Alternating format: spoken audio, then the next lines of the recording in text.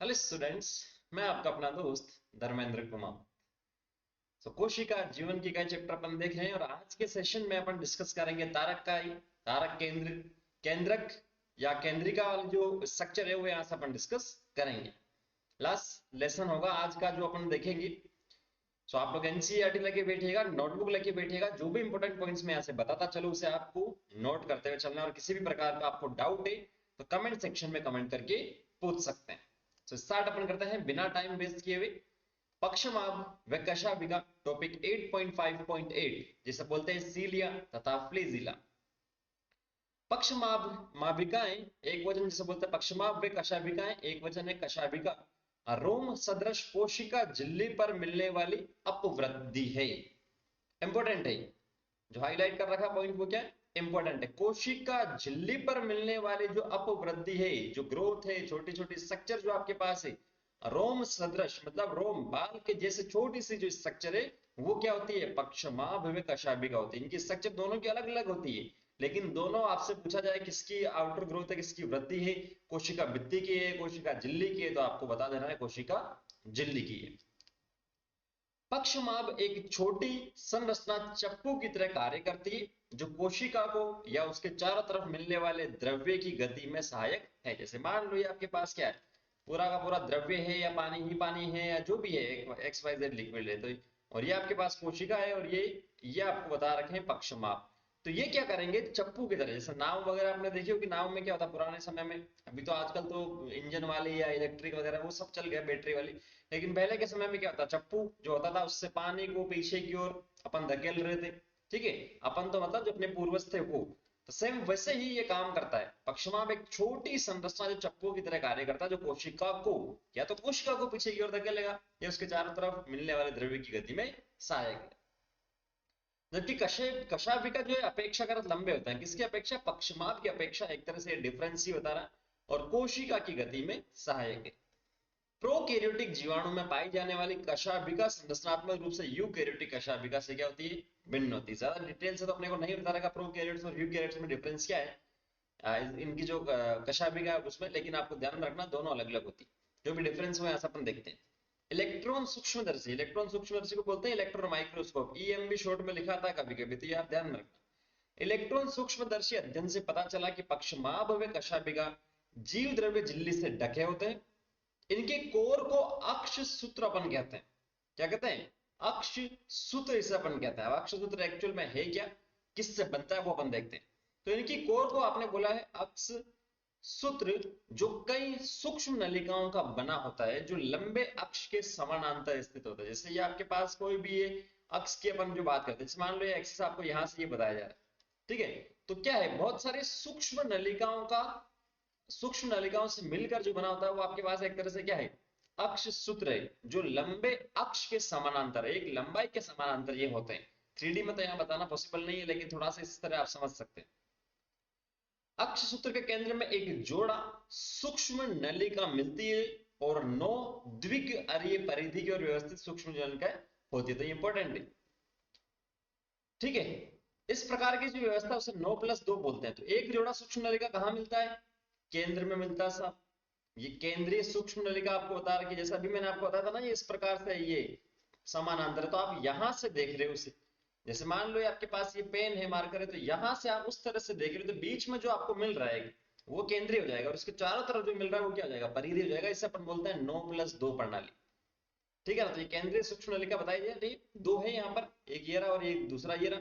जबकि परिधीय की अगर अपन बात करें तो परिधीय में 9 होते हैं, और क्या लिखा है, 9 द्विक। और ये मतलब रेडियली, इस रेडियस के जो यहां से जो त्रिज्या है उसके यहाँ पर क्या होता है, स्थित होता है, ये यहाँ पर इस त्रिज्या में स्थित होते हैं। और द्विक का मतलब दो है, यहाँ पर एक में दो दो यहाँ से बताया जा रहा है, जैसे एक दो एक दो एक दो, ठीक है।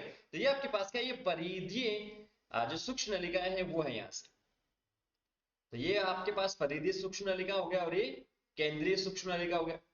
अब परिधि जो सूक्ष्म नलिका, जैसे पहली ये हो गई, दूसरी ये हो गई, तीसरी ये हो गई, तो पहली और दूसरी को जोड़ने वाले यहाँ पर ये आपको बताया जा रहा है कोई स्ट्रक्चर, फिर दूसरी और तीसरी को जोड़ने वाले, तो ये जो परिधि सूक्ष्म नलिका इनको एक दूसरे से जोड़ने वाला जो सेतु, उसे अपन बोलते हैं अंतराद्विक सेतु। अंतरा का मतलब एक तरह से उनके बीच में जो स्थित है वो है अंतराद्विक सेतु। आ रही बात समझ। केंद्रीय नलिका सेतु द्वारा जुड़े हुए वे केंद्रीय आवरण द्वारा ढके होते हैं, जो परिधीय द्विक के प्रत्येक नलिका को आर्यदंड द्वारा जोड़ते हैं। ठीक है, आर्यदंड यहाँ पर आ रही है, डंडा यहाँ पर आपके पास लिखा है, वापस से पढ़ देता हूं इसे। केंद्रीय नलिका सेतु द्वारा जुड़े हुए, ये केंद्रीय नलिका आपको सूक्ष्म नलिका जो बताई जा रही है वो सेतु से जुड़े हुए, ये आपके पास रहा सेतु, लिख सकते हो आप चाहो तो इसमें। और क्या है, केंद्रीय आवरण से ढके हुए, तो ये रहा केंद्रीय अक्षत, ये केंद्रीय आवरण जो इनको कवर करके रखता है यहाँ से। ठीक है, इस प्रकार नौ अरियतान या छड़ बनती है। ये इसमें आप देख सकते हैं इलेक्ट्रॉन सूक्ष्मदर्शी से इस प्रकार स्ट्रक्चर दिखती है, ये तो अपन ने बनाया है ऐसा। ठीक है, चित्रात्मक प्रदर्शन किया। तो यहाँ क्या बोला इसने, इस प्रकार नौ अरियतान या छड़ बनती है, परिधीय से द्विक सेतु द्वारा आपस में जुड़े होते हैं, दोनों पक्षमाप व कशाभिका तारक केंद्रित सदृश संरचना से बाहर निकलते हैं, जिसे आधारिकाएं कहते हैं। तो ये जो अपन ने बात की थी कि ये कोशिका झिल्ली की क्या है, अपवृद्धि है जैसे। ठीक है, तो ये क्या बोल रहा है, पक्षमाप और कशाभिका दोनों ही तारक केंद्र सदृश, मतलब तारक केंद्र के जैसे दिखने वाली संरचना से बाहर निकलती है। अभी तारक केंद्र अपन देखेंगे, मान लो तारक केंद्र ऐसा दिखता है, तो यहां से जो बाहर निकलती है संरचना, तो उससे अपन बोलते हैं आधारीय काय, आधारी काय।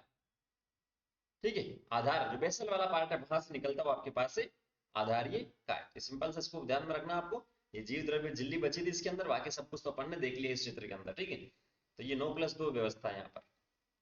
कोई डाउट हो तो पूछ लेना, ऐसा नहीं लग रहा है यहाँ पर डाउट पूछने के। नेक्स्ट आता है तारक काय व तारक केंद्र। अब देखते हैं कि तारक जो इसने बोला है ना कि ये द्विक सेतु जो आपस में जुड़े होते हैं, और तारक केंद्र सदृश संरचना, तारक केंद्र एक्चुअल में है क्या, अभी आपको समझ में आ जाएगा। इसे बोलते हैं सेंट्रोसोम और सेंट्रियोल, क्योंकि ये कोशिका विभाजन में भी काम में आता है, कोशिका विभाजन वाले चैप्टर में भी काम में आता है, तो ध्यान से देखिएगा। तारक काय वह अंगक है जो दो बेलनाकार संरचना से मिलकर बना होता है, जिसे तारक केंद्र कहते हैं। कैसी संरचना, बेलन के जैसी जो संरचना होती है वो बेलनाकार है, उनकर मिला हुआ उसे अपन बोलते हैं तारक केंद्र। ये एक क्रिस्टलीय परिकेंद्र के द्रव्य से घिरा होता है। अब इसमें इमेज तो आप लोगों को डायग्राम तो नहीं दे रखा, लेकिन सिंपल सा ही आपको समझना है। ठीक है, मान लो ये आपके पास तारक का है, ठीक है, दो बेलनाकार संरचना जिसे आप तारक केंद्र बोल रहे हो, तो ये एक क्रिस्टलीय परिकेंद्रीय द्रव, मतलब इसके केंद्र, इसका परिकेंद्रीय मतलब इसके चारों तरफ जो द्रव्य होता है उससे क्या होता है, घिरा होता है, एक क्रिस्टलीय है ये। दोनों तारक केंद्र तारक काय से एक दूसरे से लंबवत स्थित होता है, तो ये लंबवत है एक दूसरे से साहब, जिसमें प्रत्येक की संरचना बैलगाड़ी के पहिए जैसी है। तो ये स्ट्रक्चर आपको कैसे मिलेगी देखने को, अगर अपन बात करें तो इस इमेज को अगर मैं ऐसा बनाऊं, ये पर एक क्रिस्टलीय जो परिकेंद्रीय द्रव है वो आपके पास ये तारक केंद्र, और ये बैलगाड़ी के पहिए जैसे आपको देखने को मिलेंगे। तारक केंद्र संख्या में 9 समान दूरी पर स्थित परिधीय ट्यूबुलिन सूत्रों से बने होते हैं। तारक केंद्र जैसा भी अपन ने वहां 9+2 देखा था, तो यहाँ 9 समान दूरी पर स्थित क्या है, ट्यूबुलिन सूत्रों से बने होते हैं तारक केंद्र जो है। प्रत्येक परिधि सूत्र का एक त्रिक होता है, जैसे वहां पर तो अपन ने द्विक की बात की थी, यह क्या है, सेम इसी से आप समझो। यहां अपन ने बात की थी ये देखो, ये परिधि सूक्ष्म नलिका बताया जा रहा है, ये क्या था, द्विक था, मतलब दो, है ना। परिधि जो था वो द्विक अरीय परिधि था यहाँ पर, लेकिन यहाँ जो अपन बात कर रहे हैं वो क्या है, त्रिक है, मतलब 1 2 और 3, कुछ इस प्रकार से ये एक दूसरे के साथ में होंगे। 5 के त्रिक आपस में जुड़े रहते हैं, एक त्रिक ऐसा फिर दूसरा त्रिक ऐसा, तो ये क्या होता है, एक दूसरे से जुड़े रहते हैं सब। ये परिधि त्रिक के नलिका से प्रोटीन से बने अर्य दंड से जुड़े रहते हैं, तो सेम वही है। तारक केंद्र पक्षमाप व कशाभिका का आधारीय काय बनाता है, वो स्टेटमेंट जो भी अपन ने देखा था। जैसे तारक काय है आपके पास, तो यहाँ से पक्षमाप और कशाभिका निकलेंगे साहब, तो ये आधारिक काय यहाँ बनाते हैं इन्होंने।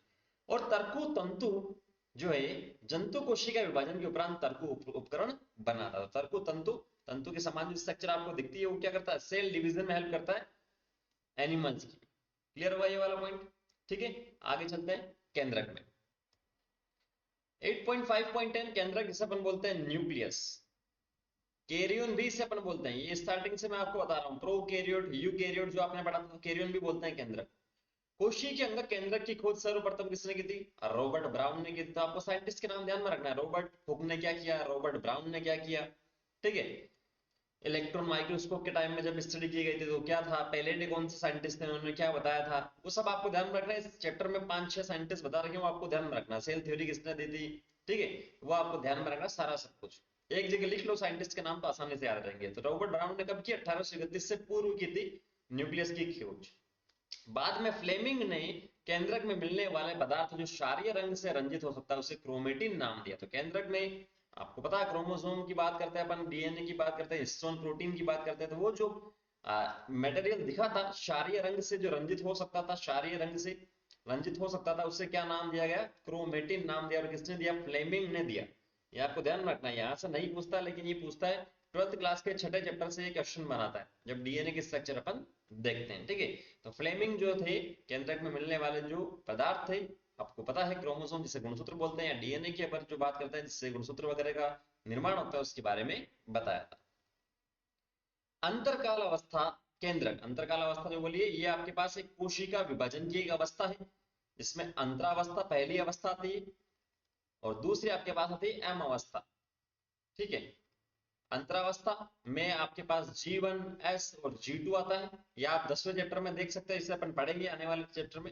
और एम अवस्था जो है या तो समसूत्री विभाजन हो सकता है या अर्धसूत्री विभाजन हो सकता है। जो अंतरकाल अवस्था केंद्रक है, कोशिका केंद्रक जिसका विभाजन नहीं हो रहा, इसमें विभाजन नहीं होता केंद्रक का, गुणसूत्रों की संख्या वगैरह जो है बढ़ती रहती है लेकिन विभाजन नहीं हो रहा। अत्यधिक फैली हुई वे विस्तृत केंद्र की प्रोटीन तंतु की बनी होती है, जिसे क्रोमेटिन अपन कहते हैं, ठीक है। केंद्रक के आधात्री में एक या अधिक गोलाकार संरचना मिलती है जिसे अपन बोलते हैं केंद्रिक। ये केंद्रक है, जैसे इस केंद्र के अंदर केंद्रक द्रव्य है ये, और इसके अंदर जो आपको मिलता है वो क्या है? केंद्रिक है, ठीक है। ये देखो केंद्रिक हाँ आपको बता रहा है, ये केंद्रक द्रव्य है, ये केंद्रक झिल्ली है और ये केंद्रक छिद्र है, छोटा सा छिद्र होता है जिसका भी फंक्शन अपन देखेंगे अभी। तो इलेक्ट्रॉन सूक्ष्मदर्शी अध्ययन से ये स्पष्ट हो चुका है कि केंद्रक आवरण दो समानांतर झिल्ली से मिलकर बना होता है। तो इसमें कितनी झिल्ली होती है? एक बाहरी होती है और दूसरी आंतरिक होती है, ठीक है। जैसे अपन ने माइटोकॉन्ड्रिया में बात की, हरित लवक में अपन ने बात की, वहां पर भी दोहरी झिल्ली थी, सेम ऐसे ही यहाँ पर समानांतर झिल्लियां हैं जिनके बीच में 10 से 50 नैनोमीटर का रिक्त स्थान पाया जाता है। ये बाह्य झिल्ली है, ये आंतरिक झिल्ली है। ये जो स्पेस आपको मिला है ये कितना होगा? 10 से 50 नैनोमीटर के बीच में हो सकता है, जिसे अपन क्या बोलते हैं? परिकेंद्र की अवकाश। परि का मतलब चारों तरफ, या नहीं ये परिनिधि चौपड़ा सा नहीं, परिकेंद्र की अवकाश इसे अपन कहते हैं। यह आवरण केंद्रक में मिलने वाले द्रव्य वे कोशिका द्रव्य के बीच अवरोध का काम करता है। जैसे ये कोशिका है और ये आपके पास केंद्रक है, ये दोहरी झिल्ली इसके अंदर, तो कोशिका द्रव्य और जो केंद्रक है उसके बीच में अवरोध का जो काम करेगा वो कौन करेगा? परिकेंद्र की अवकाश। बाह्य झिल्ली सामान्यतः अंतर द्रव्य जालिका से सतत रूप से जुड़ी रहती है। तो बाह्य झिल्ली होती है केंद्र की वो अंतर द्रव्य कोश जालिका जो एंडोप्लाज्मिक रेटिकुलम के अपन ने बात की थी, दो प्रकार की होती है, एक आपके पास होती है खुरदरी और दूसरी होती है चिकनी, उसके सतत रूप से जुड़ी रहती है, उसके कांटेक्ट में रहती है। और इसके ऊपर क्या होता है? राइबोसोम भी जुड़े रहते हैं। निश्चित स्थानों पर केंद्रक आवरण छिद्र बनने के कारण विच्छिन्न हो जाते हैं। ये छिद्र केंद्रक आवरण की दोनों झिल्लियों के संलग्न से बना। जैसे ये आपके पास केंद्रक है, ये केंद्रक आवरण है, सॉरी बाह्य और आंतरिक झिल्ली।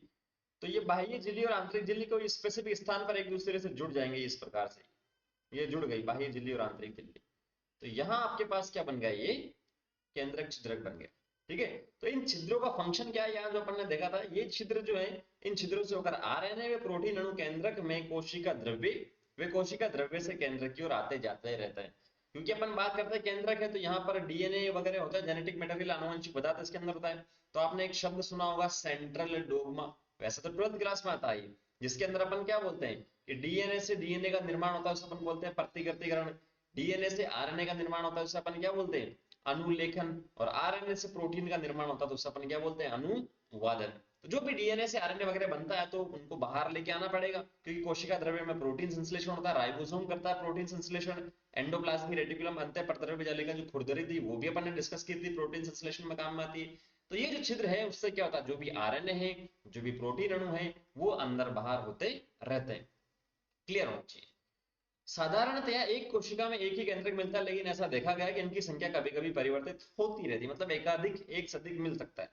क्या आप कुछ जीवों के नाम बता सकते हैं जिनकी कोशिकाओं में एक से अधिक केंद्रक मिलते हो? तो आप लोग बताइएगा कमेंट सेक्शन में कमेंट करके, सही होगा तो मैं आपको बता दूंगा, यस नहीं होंगे तो मैं आपको बता दूंगा कौन से हैं। कुछ परिपक्व कोशिकाएं केंद्रक रहित होती है, जैसे स्तनधारी जीवाणु के रक्ताणु आरबीसी में केंद्रक नहीं होता है। वह सामान्य पौधों की चांदनी नलिका कोशिका में भी केंद्रक नहीं होता है। तो ये सामान्य नलिका आपने इसी 11th क्लास के जो छठा चैप्टर है प्लांट एनाटॉमी में आपने जाइलम फ्लोएम पढ़ा था, वहां पर आपने देख रखा है, इनका कार्य किस प्रकार से रेगुलेट होता है वो भी आपने वहां पर देखा था। दूसरी एक कोशिका का नाम है, वो भी आप कमेंट सेक्शन में कमेंट करके बताएंगे अगर याद है आपको तो। नहीं है तो वहां एनसीईआरटी में देखिए, रिवाइज करने की सख्त जरूरत है। आरबीसी में भी नहीं होता है। आरबीसी का जो लाइफ स्पान होता है 120 दिन होता है। इसके इनिशियल जो फेज होती है, मतलब स्टार्टिंग डेज में क्या होता है, आरबीसी के अंदर केंद्रक होता है, लेकिन जैसे जैसे वो परिपक्व होती है, सर्कुलेशन में आती है, वो केंद्रक यहाँ से खत्म हो जाता है, बाहर निकल जाता है। ऐसा क्यों? क्योंकि जो आरबीसी वो क्या करती है, ऑक्सीजन को लेके जाती है। हीमोग्लोबिन इसके अंदर होता है, तो यहाँ जो न्यूक्लियस है जैसे ही बाहर निकलता है तो ज्यादा ऑक्सीजन यहाँ पर क्या कर सकती है, जुड़ सकती है। ठीक है, इस यही एक कारण है कि ये न्यूक्लियस यहाँ से निकल जाता है, केंद्रक बाहर निकल जाता है, और कुछ समय बाद में आरबीसी भी क्या हो जाती है, खत्म हो जाती है, जो लाइफ स्पान उसके बाद। तो ये कोशिका क्या है, जीवित ही होती है। ठीक है ना। केंद्रक की अधात्री या केंद्रक द्रव्य में केंद्रिक भी क्रोमेटिन मिलता है, तो ये केंद्रिक मिल गया। क्रोमेटिन भी इसके अंदर मिलता है, कुछ इस प्रकार से क्रोमेटिन रेशे जैसी संरचना होती है। गोलाकार केंद्रिक केंद्रक द्रव्य में पाया जाता है। केंद्रक केंद्रिका जो है वो झिल्ली रहित संरचना, जिसका द्रव्य केंद्रिक केंद्रक में सतत संपर्क में रहता है। ठीक है ना। केंद्रिका जो है वो झिल्ली रहित है और केंद्रक द्रव्य के सतत में रहता है, कांटेक्ट में रहता है। ये सक्रिय राइबोसोम आरएनए संश्लेषण हेतु स्थल मिलते हैं। जो कोशिकाएं अधिक सक्रिय रूप से प्रोटीन संश्लेषण करती है उसमें बड़े वे अनेक केंद्रक मिलते हैं। तो ये आपको ध्यान रखना है। एक्टिविटी की जो बात कर रहा है, 2 पॉइंट इस चैप्टर में लिखा है। एक तो माइटोकॉन्ड्रिया, माइटोकॉन्ड्रिया की जो संख्या वो डिपेंड करता है कोशिका की सक्रियता के ऊपर। अगर ज्यादा सक्रिय है तो माइटोकॉन्ड्रिया की संख्या भी ज्यादा होगी। सेम ऐसे ही इससे से अपन बात करें तो जो अधिक सक्रिय है उसमें प्रोटीन संश्लेषण ज्यादा होगा, तो उसमें केंद्रिक ज्यादा मिलेंगे और क्या होगा, बड़ा होगा। आप याद करें कि अंतरावस्था केंद्रक में ढीली ढाली अस्पष्ट न्यूक्लियो प्रोटीन तंतुओं की जालिका मिलती है, जिसे अपन बोलते हैं क्रोमेटिन। इसे अपन देखेंगे 10वें चैप्टर में। ठीक है।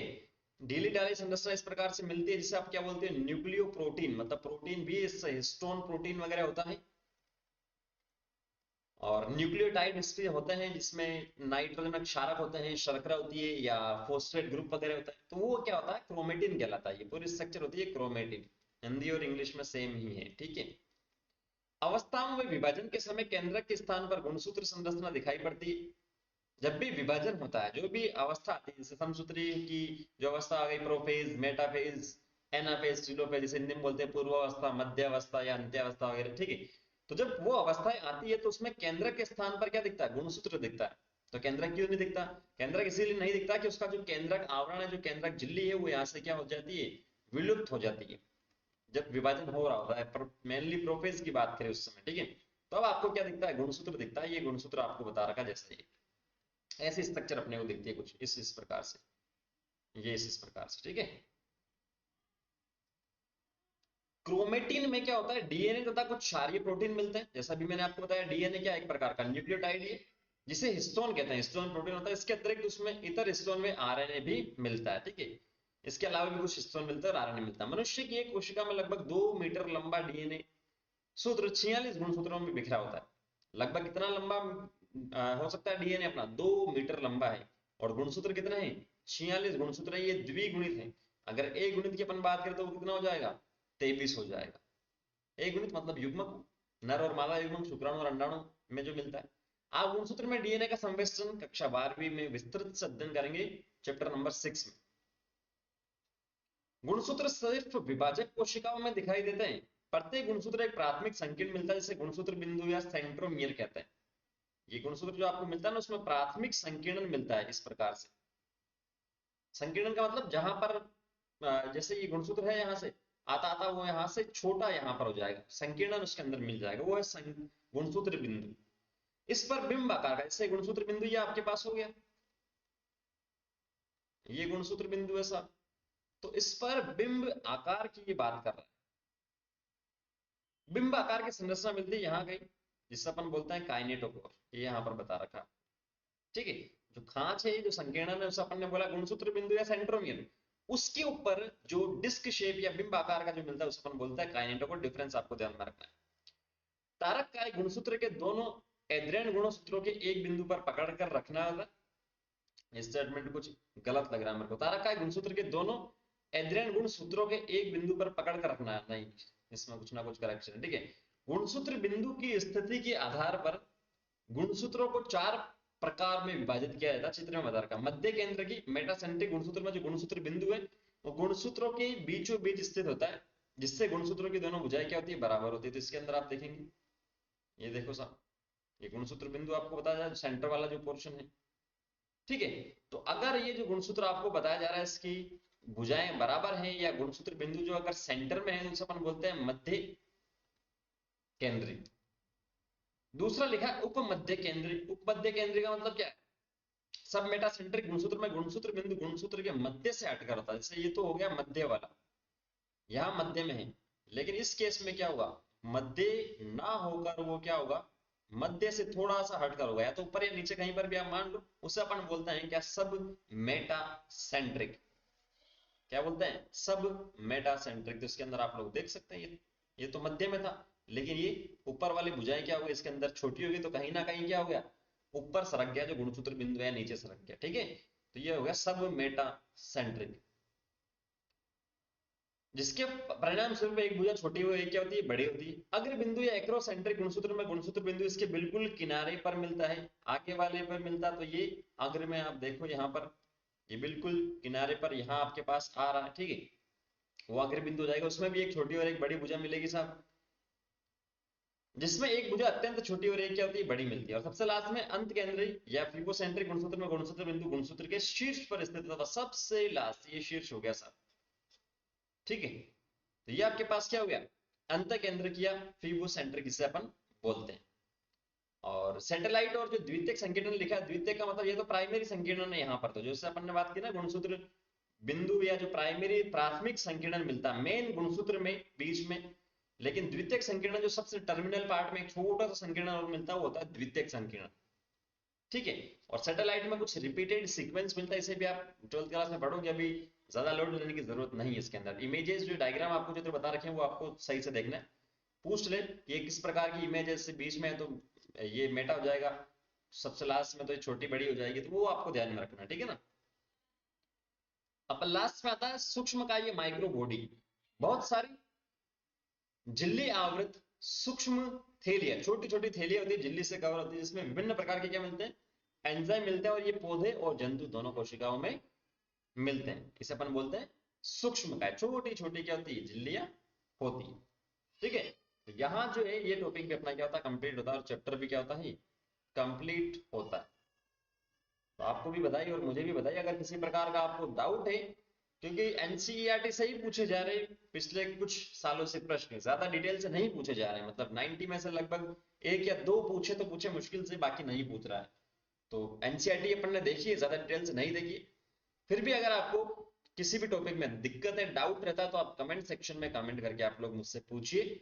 डिटेल से पढ़ना है किसी टॉपिक को तो भी आप मुझे बताइए, मैं उसे डिटेल से भी पढ़ा दूंगा, समझा दूंगा। और एनसीईआरटी में कोई डाउट है तो वो आप कमेंट सेक्शन में कमेंट करके पूछ सकते हैं, ठीक है। मिलते हैं नेक्स्ट सेशन में नए चैप्टर के साथ में। Thank you, all the very best.